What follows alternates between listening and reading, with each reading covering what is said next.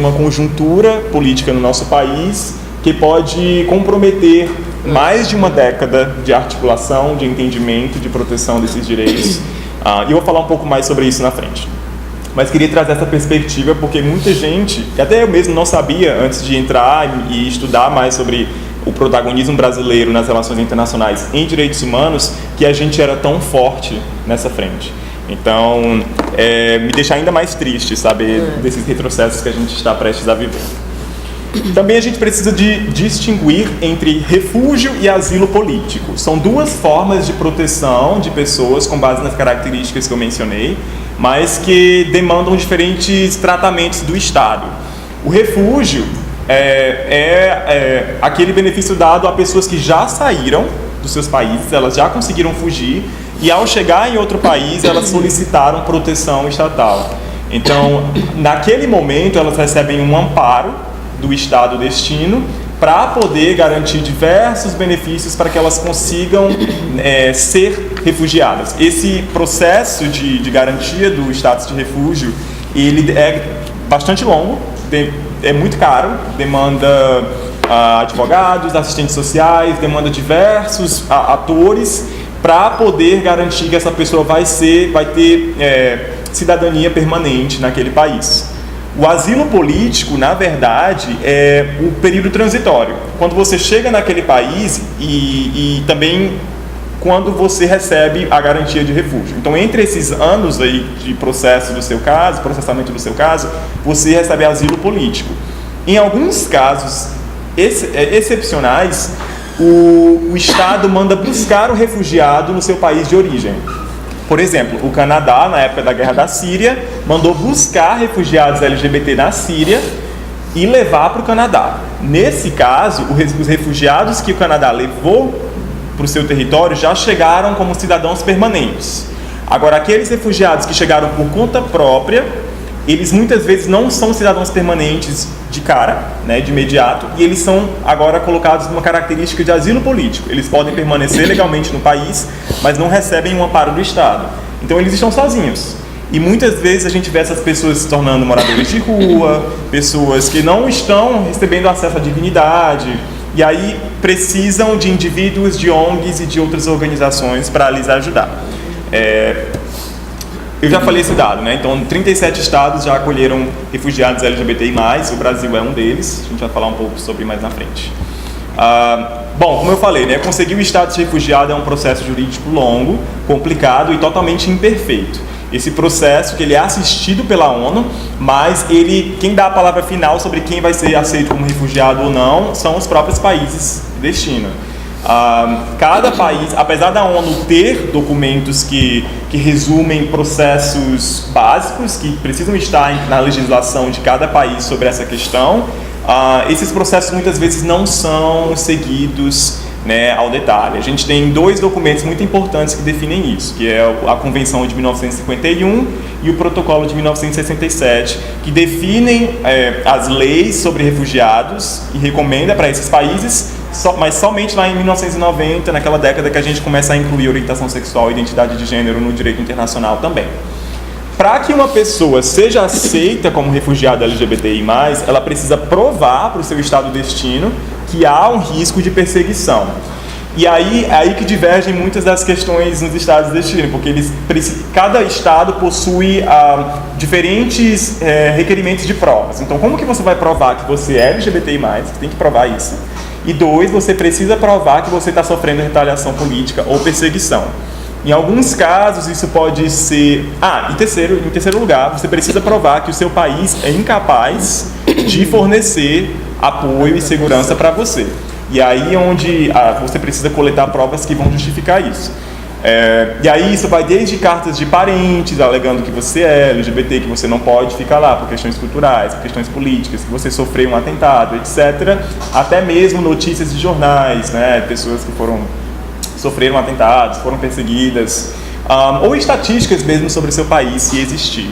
Então, isso tudo precisa ser apresentado ao Estado destino e lá eles vão construir um caso para a sua defesa, porque além de montar o caso jurídico, você precisa defender esse caso, ter um advogado para poder lhe assessorar perante o Estado, e é por isso que demora tanto o processo. Algumas pessoas, né, são sortudas porque encontram ONGs especializadas nesse tipo de ação e que já tem, né, toda uma prática, todo um histórico de práticas que facilita o processo, mas em alguns estados é bem difícil fazer isso acontecer. Uma vez que você é admitido como refugiado, o estado que te recebe, ele tem que te dar, ele tem algumas obrigações com você. Então, em primeiro lugar, ele não pode te devolver para o teu país, né? Porque você agora é amparado, você tem cidadania permanente naquele lugar, e em alguns estados, alguns países, há uma limitação, na verdade, de tempo em que você pode ou não retornar para o seu país. Eu vou mostrar o caso de um amigo meu daqui a pouco, que eu conheci, que ele é refugiado nos Estados Unidos hoje, e ele não pode voltar para o seu país em 20 anos, por um período de 20 anos. Então, tem isso também que impacta muito na decisão das pessoas, se elas querem ou não passar por esse processo de mudança, né, de status. Além disso, o Estado que te recebe, ele é obrigado por te dar alimentação inicial, te dar condições para conseguir um emprego, educação e também abrigo. Então ele precisa te abrigar, precisa te conectar com alguma fundação, alguma organização ou associação que te abrigue por um tempo. Aí que entra o problema das pessoas que têm asilo político, né? Porque até que elas consigam o status de refugiado, elas estão aí por anos soltas nas ruas sabe, expostas a todo tipo de risco. Existem alguns obstáculos também para uma política efetiva de refugiados. Por que não existem mais refugiados LGBTI+? Por que a gente talvez não conheça pessoas aqui? Porque muitas vezes falta esse conhecimento, mesmo a mídia não retrata, não dá essa possibilidade. A gente tem pessoas de alguns países que estão ainda lidando com a sua identidade ou orientação sexual internamente, então elas têm medo de falar sobre isso, tem muito tabu, muita resistência pessoal, muita resistência familiar de se assumir, de verbalizar isso literalmente. Tem alguns casos de pessoas que simplesmente não conseguem falar que são LGBTI. E principalmente quando você está em um país onde ninguém te conhece e você não sabe como que essas pessoas vão reagir a essa notícia, né? A essa questão pessoal sua. Tem também questões de preconceito por parte dos profissionais que estão processando o seu caso. Então, em alguns países que já fornecem essa possibilidade de refúgio, os profissionais não são treinados para poder acolher as pessoas LGBTI+. Existem métodos e processos que são característicos dessas pessoas. E quando você tem também pessoas com viés preconceituoso, pessoal, religioso, etc., isso impacta também no momento de definição se aquela pessoa merece ou não refúgio.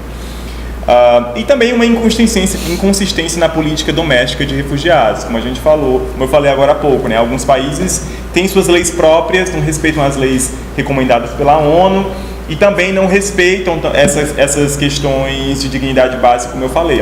Alguns países recebem refugiados, mas não dão o amparo necessário para que essas pessoas permaneçam.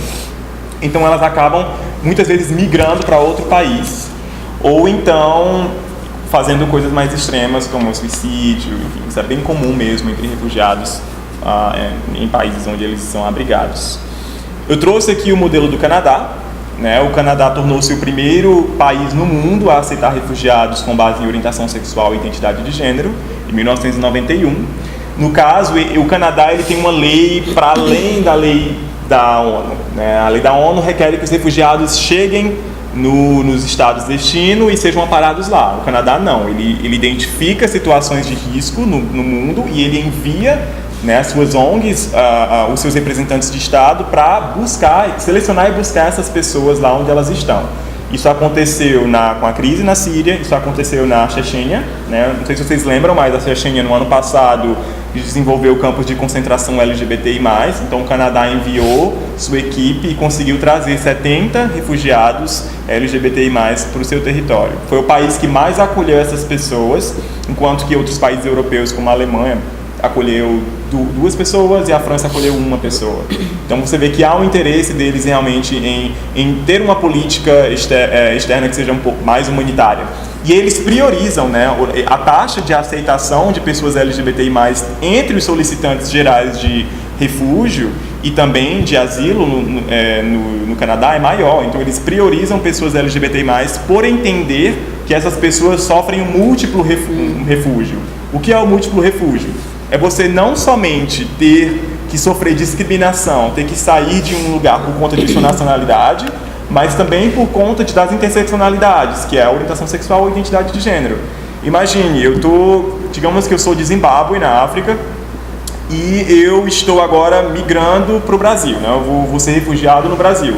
Não somente eu vou sofrer retaliação por talvez ser negro, por ser de um país africano, como também por ser gay ou trans. Então é uma bola de neve de fatores que dificultam as vidas dessas pessoas. Então o Canadá, como é um país extremamente progressista, que tem leis pró-LGBT, que são super bem solidificadas, e há uma cultura já assimilada sobre a importância da cidadania dessas pessoas, está nesse protagonismo de forma mais agressiva em busca dessas pessoas.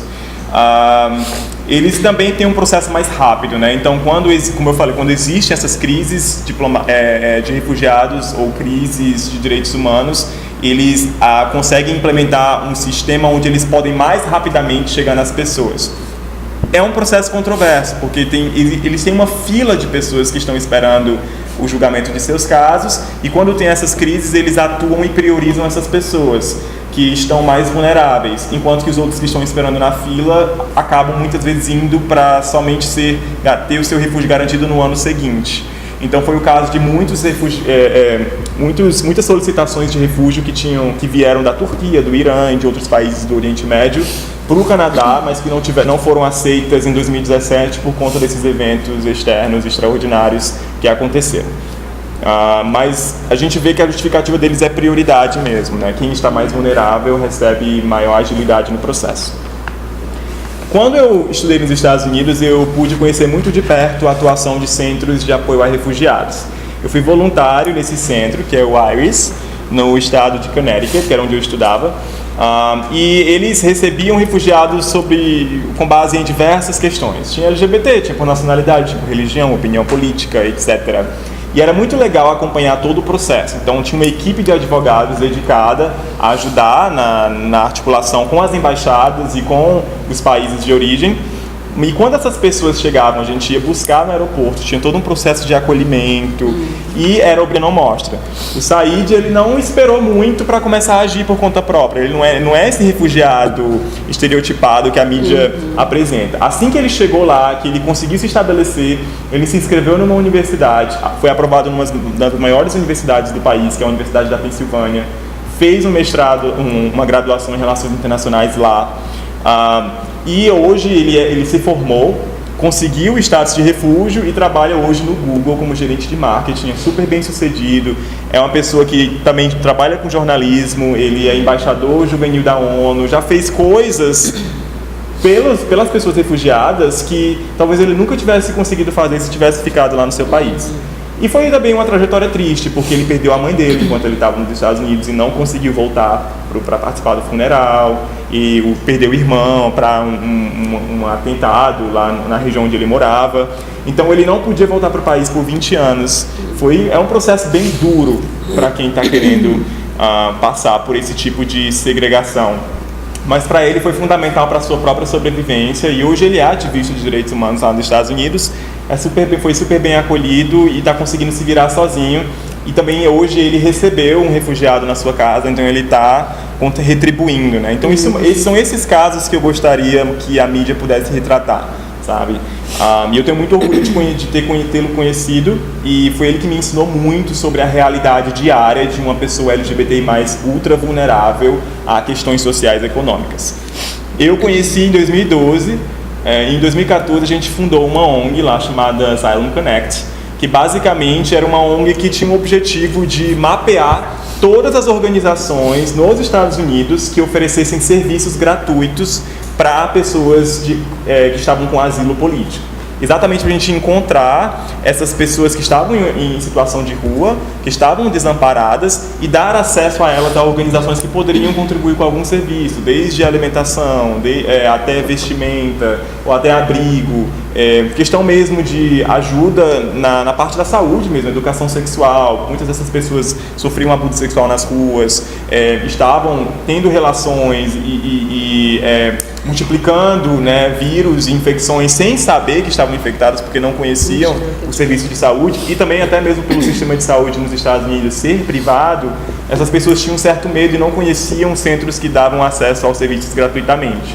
Então a gente fez um mapeamento nacional, né, desses lugares que ofereciam recursos, e a gente colocou tudo isso num site para que a pessoa pudesse ir até esse site, colocar lá a cidade onde ela mora e ver onde, marcado no mapa onde estão esses endereços e quais os serviços que essas ONGs ou indivíduos oferecem. E aí a gente fez isso em diversas línguas também, priorizando as maiores populações de origem aí dos refugiados e pessoas com asilo político nos Estados Unidos. E hoje essa plataforma, apesar de não trabalhar mais nela, já conta aí com mais de 100 mil usuários. Então a gente está ajudando 100 mil pessoas que estão buscando aí serviços gratuitos. E isso é muito importante, né? Principalmente quando você não tem ninguém e você chega nesse país, você precisa encontrar alguém. Então, é um serviço que ele já é divulgado para refugiados, inclusive, quando eles estão no processo de vinda para o país.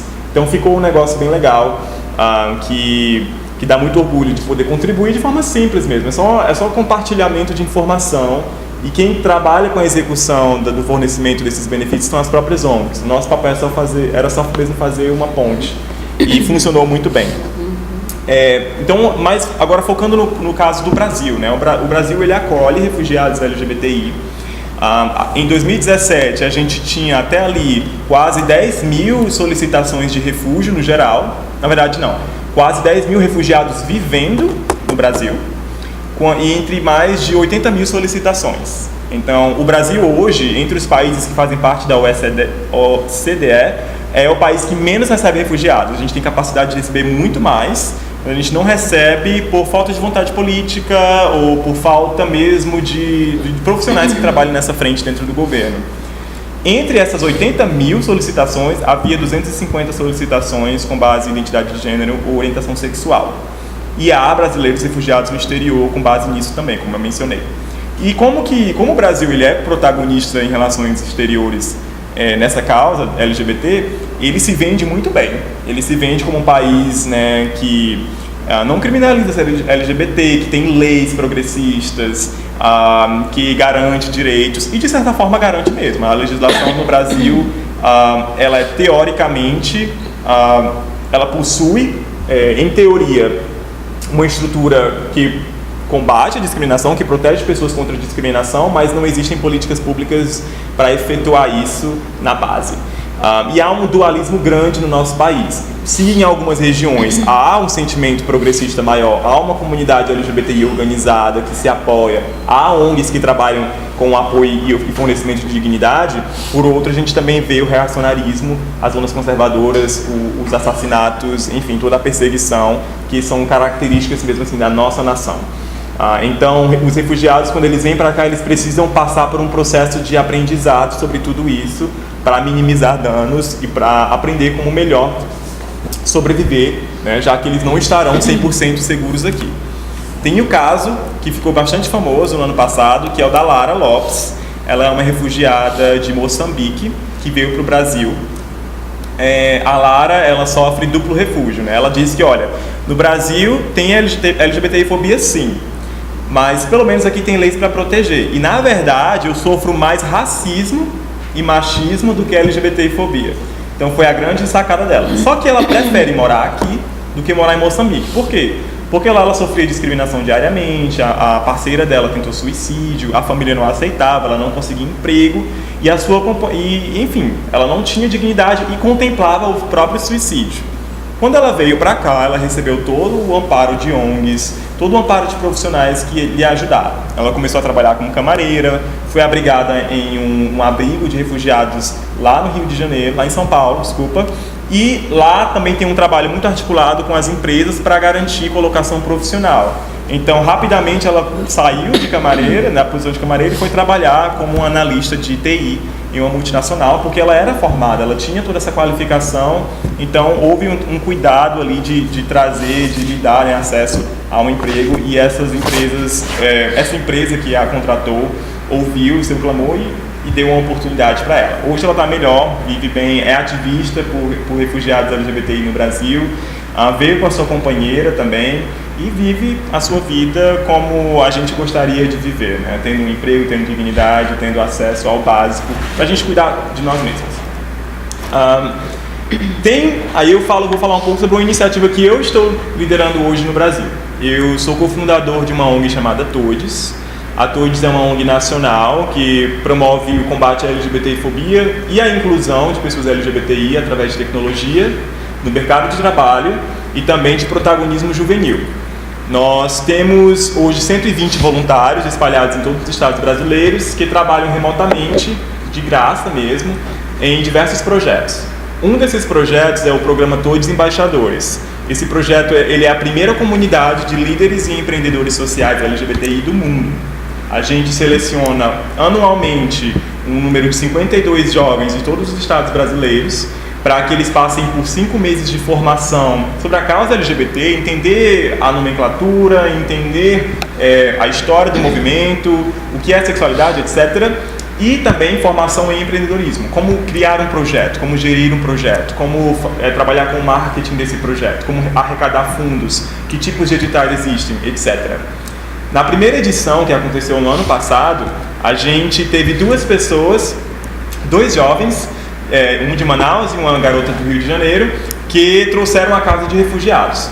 O que é que a gente queria com esse projeto? A gente pensou, poxa, existem diversos líderes, diversos jovens, diversas lideranças que estão aí afora no Brasil fazendo coisas incríveis ou têm ideias maravilhosas, e essas pessoas talvez não tenham uma plataforma, um espaço de visibilidade, um espaço de capacitação para poder aprender como colocar as suas ideias em prática. E a militância LGBTI+, ela é diversa, ela não se define somente a partidos, ela realmente existe dentro de tecnologia, existe dentro de diversas outras frentes que para muitos são desconhecidas. Então a gente queria entender que tipo de inovação está rolando por aí. E aí esses 2 jovens vieram para essa conferência e se inscreveram com projetos para refugiados. A gente deu toda a capacitação sobre como gerir um projeto, nós conectamos essas pessoas com representantes da ONU, e elas foram construindo suas ideias de forma que elas pudessem voltar para os seus estados e implementá-las. E depois a gente deu um capital semente para elas poderem iniciar. Muitas vezes elas precisavam de registro jurídico para suas ONGs, ou, sei lá, comprar algum material, alugar um espaço ou manter um espaço para poder realizar as suas atividades. E eu tenho muito orgulho desse projeto porque surgiram iniciativas incríveis. E uma delas é o projeto Casa Amiga, que hoje no Brasil é o primeiro abrigo de refugiados LGBTI a acolher venezuelanos LGBTI que estão passando pela crise atual. Essa casa está em Manaus e hoje conta aí com 10 mulheres refugiadas, 9 lésbicas e uma travesti, que vieram da Venezuela e estão sendo amparadas. Todas já possuem status de refugiado, mas estão ali trabalhando, vivendo e conseguindo, né, o mínimo de acolhimento para poder tocar suas vidas. Então, esse é um projeto que está no início ainda, eles têm pouquíssimos recursos, mas a ONU já se comprometeu em ajudar, está acompanhando, está formando os profissionais de lá e dando todo o amparo jurídico e social e econômico para essas mulheres que estão ali. Na verdade, são 4 casais, né, essas pessoas elas migraram para cá e solicitaram refúgio em casais, e tem uma mulher lésbica solteira e uma mulher travesti que está lá vivendo com essas pessoas. E eles receberam agora o apoio de diversas ONGs, né? Tem uma foto aí, que é essa foto de baixo, onde tem o Gabriel aqui, que ele foi uma visita de representantes da União Europeia que ouviram falar do projeto, se sensibilizaram e vieram conhecer para definir se eles iriam ou não apoiar o projeto com recursos financeiros. E eles gostaram muito da iniciativa e vão apoiar para que eles possam expandir e receber mais refugiados venezuelanos e também de outros países na América Latina que sofrem com esse tipo de perseguição. E na América Latina, por mais que não haja criminalização de ser LGBT, é uma das regiões onde há maior incidência de crimes graves, né, de ultra graves contra pessoas LGBTI, principalmente na América Central, em países como El Salvador, Guatemala, etc. Bom, é muito legal entender que essas iniciativas estão acontecendo no Brasil e que as pessoas estão encontrando no Brasil um espaço onde elas consigam ser um pouco mais livres. Mas a gente está beirando nacional. A gente sabe que a conjuntura política do Brasil atualmente é uma conjuntura de alto risco político.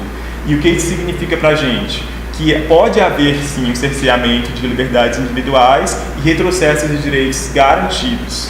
As nossas leis, os principais direitos que nós temos hoje no Brasil são garantidos pelo sistema judiciário, ou seja, são direitos frágeis, eles podem ser revogados se a composição do Supremo Tribunal Federal mudar, ou se eles mudarem o entendimento sobre certa pauta, eles podem retirar o direito ao casamento, o direito à identidade de gênero e diversas outras questões históricas que nós lutamos para conquistar.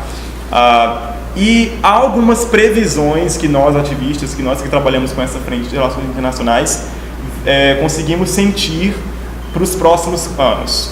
O Brasil ainda faz parte da ONU e é protagonista em diversas frentes, mas há a possibilidade real do Bolsonaro tirar o Brasil do Conselho de Direitos Humanos. Se o Brasil sai do Conselho de Direitos Humanos, ele não pode mais receber financiamento para direitos humanos da ONU. Isso dificulta muito as nossas ONGs e o nosso trabalho, porque o próprio governo federal já não vai ter recurso para isso. Então, como que os governos estaduais e municipais vão investir se não tem sustentabilidade dos recursos? Então, a parte de financiamento é comprometida e a execução da luta pelos direitos na base e a militância também. Então, a gente precisa lutar, né, assim, trazer também essa perspectiva de luta, e aí é uma luta institucional para a permanência do Brasil no Conselho de Direitos Humanos, para que a gente não veja esses retrocessos acontecerem, assim como também o não retrocesso dos direitos garantidos internamente aqui. Mas caso aconteça, a gente tem a gente pode ainda recorrer a algumas instâncias internacionais. Então, o Brasil ele é sempre denunciado por LGBTfobia na OEA, né, a Organização dos Estados Americanos, e diversos outros tribunais de relações, enfim, de direito internacional e de direitos humanos fora do Brasil. E quando ele é condenado, ele é obrigado a remediar, né, aquela situação. Caso contrário, ele sofre sanções de financiamento também. Então, existem formas de articulação, sim, mas a gente precisa ter as pessoas certas nos espaços certos lutando. E quando a gente tem um presidente que tem poder de nomeação de pessoas que estarão nesses espaços, a gente compromete a luta, porque, enfim, a gente sabe que os direitos humanos estão indo para o Ministério da Família e a gente não sabe ainda quem vai assumir esse ministério, e a nossa causa ela vai ser vulnerabilizada ao extremo, assim como outras causas, como os direitos das mulheres, os direitos dos indígenas, dos povos tradicionais, etc. Tem também algumas outras questões que impactam diretamente, né, na militância LGBTI+, como um todo. O enrijecimento das restrições das manifestações. A gente está vendo aí, né, esse PLS que está rolando no Senado, que limita as manifestações populares em oposição ao governo, por questões de, na verdade, associação até mesmo ao terrorismo, o que é um problema gigante para uma democracia. A gente vê um fortalecimento de agenda de censura na educação. O Escola Sem Partido é um projeto que todos nós devemos estar fortemente alinhados no combate, porque se isso acontece, a gente está tirando acesso a uma educação de qualidade das pessoas, e isso é um direito humano. E o endosso de práticas discriminatórias no mercado de trabalho, né? Então, caso a gente saia dessa frente de luta por inclusão no mercado de trabalho também, as pessoas vão acabar aceitando ou acreditando que elas podem sim discriminar, não contratar pessoas com base em orientação sexual ou identidade de gênero, quando isso já é previsto, né? Que é inclusive ilegal na nossa Constituição. Por último, a gente não tem um marco legal que proteja as pessoas LGBTI contra a discriminação. A gente não tem uma lei, não existem leis que protegem. Tem leis simples, a nível municipal. A gente tem uma lei aqui em Fortaleza, que é a 8.211, de 98, da Luiziane Lins, que proíbe discriminação ou pune discriminação a pessoas LGBTI+, em estabelecimentos comerciais, públicos ou privados. Então, mas isso é punição financeira, sanção financeira por um ato de discriminação. Não existe, a gente não tem ainda no Brasil um reconhecimento dos crimes LGBTI+, pelo setor de segurança pública. A gente não tem essa opção, nós não tipificamos a LGBTI-fobia no nosso Código Penal. Não existe nenhuma lei. O Congresso Federal no Brasil nunca aprovou nenhuma lei que fornecesse dignidade e cidadania básicas para a população LGBTI+. Então a gente precisa entender que essa própria agenda de construção, porque são décadas de luta para a gente chegar no entendimento que a gente tem hoje da importância dessa causa nos direitos humanos, está comprometida diante desse reacionarismo todo que a gente está vivendo. Então a gente vai precisar de muita resistência, solidariedade e força para passar por isso juntos. E eu creio que é temporário, sim, e que a gente vai conseguir, se nós nos organizarmos bem como comunidade e conseguir também provar para a população, trazer a população no geral aliada para perto, que a gente vai conseguir superar isso e trazer, resgatar essa luta pelos direitos em poucos anos. Por último, a gente ia amanhã ter uma votação no STF para ver se houve ou não omissão do Congresso Nacional em criminalizar a LGBTfobia. Foi uma ação que ficou ali tramitando no STF por 6 anos. Ela foi iniciada em 2012, a gente conseguiu que ela fosse votada antes do Bolsonaro assumir. Se a gente conseguir um parecer positivo pela maioria dos ministros, o Congresso Nacional vai ser obrigado a criminalizar a LGBTfobia, dentro de um período, dentro de um prazo que será estabelecido por eles. Porém, hoje de manhã eu fiz essa apresentação e algumas horas depois, quando já tinha salvo e tudo para colocar aqui, a ação foi adiada, porque foi encontrado um problema técnico e o advogado que estava defendendo a ação decidiu adiá-la para que ela não fosse refutada. Se fosse votada amanhã, haveria riscos de que eles rejeitariam a ação e a gente não aprovaria. A gente conseguiu colocar a votação para dezembro. Então, eu estava animadíssimo, porque eu ia para Brasília para fazer uma mobilização lá, mas fico muito feliz que a gente tem uma chance ainda de colocar um marco legal anti-LGBTfobia no nosso direito aqui no Brasil, mesmo que seja pelo judiciário inicialmente, para garantir o mínimo de alívio, né, para a população LGBTI mais nos próximos 4 anos. Então, eu ia pedir para vocês entrarem lá e assinarem um manifesto. Na verdade, vocês podem fazer isso ainda. Aqui está o link, né? Eu posso depois divulgar, eu falo sobre isso direto nas minhas redes sociais, se vocês quiserem me adicionar. Assinem, esse manifesto, há uns 5 dias tinha 4.000 assinaturas e agora já está quase com 200.000. Então, assinem, compartilhem, peçam para os seus amigos e amigas e familiares assinarem, porque é muito importante. Por último, queria agradecer a vocês, espero que vocês tenham gostado. Aqui está o meu contato, nas redes sociais, telefone também para quem quiser tirar alguma dúvida. E fico com perguntas se vocês tiverem também.